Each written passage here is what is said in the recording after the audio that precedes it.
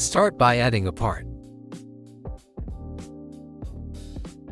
This part will act as the actual door. You can scale or position it whatever you want. Just make sure it resembles a door. After that, you can name the part door. Duplicate the door part and place it directly against the edge to act as the hinge. Now, you can name it hinge. Add a proximity prompt to the door. You can customize it however you want.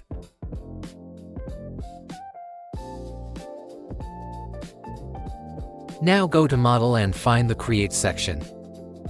Click on the Expand arrow and click on Weld.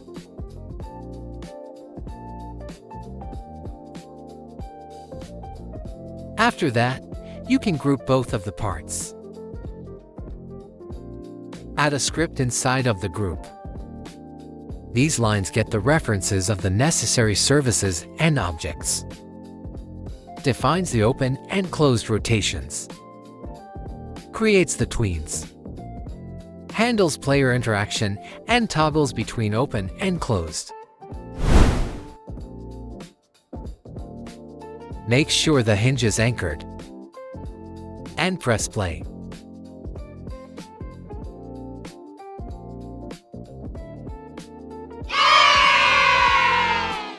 It's working. Thank you for watching this video. Bye and have a good day.